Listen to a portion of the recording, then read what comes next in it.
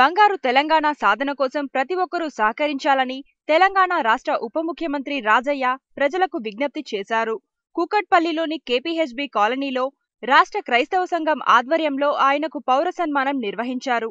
ఈ సందర్భంగా రాజయ్య మాట్లాడుతూ తెలంగాణ రాష్ట్ర సాధనలో దళితుల పాత్ర అమోఘమైందని, దళితులతో పాటు అన్ని వర్గాల సంక్షేమం కోసం తాను పనిచేస్తానని తెలిపారు. ఈ సందర్భంగా రాజయ్య జీవిత విశేషాలతో కూడిన ప్రేమసాక్షి సంచికను ఆవిష్కరించారు. ఈ కార్యక్రమంలో గోటిముకుల పద్మారావు, శంకర్ గౌడ్, హనుమంత్ రెడ్డి, జనగాం సురేష్ రెడ్డిలతో పాటు తదితరులు పాల్గొని రాజయ్యను అభినందించారు.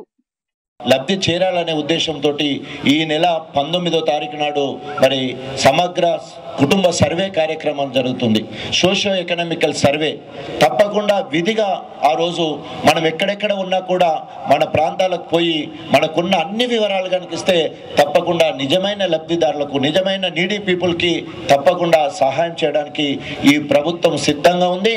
అందుకనే మిస్యూజ్ కావద్దు.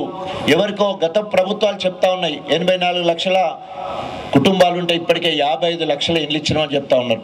మరి పట్టణంలో కనిపించే ఇండ్లన్నీ మరి గవర్నమెంటే కట్టిందా అనే పరిస్థితి ఉన్నది. కానీ కాగితాల మీద ఇండ్లు కనబడుతూ ఉన్నాయి, మరి రోడ్డు మీద మాత్రం ఎక్కడ కూడా ఇండ్లు కనపడని పరిస్థితి ఉన్నది. వీటన్నిటి మీద మనకు ఒక ట్రాన్స్పరెంట్గా, పారదర్శకంగా ఉండాలంటే తప్పకుండా ప్రతి కుటుంబం పూర్తి వివరాలు తెలియజేయాల్సిన అవసరం ఉన్నది. దానికి స్వచ్ఛంద సంస్థలు, ఐకేపీ యోజన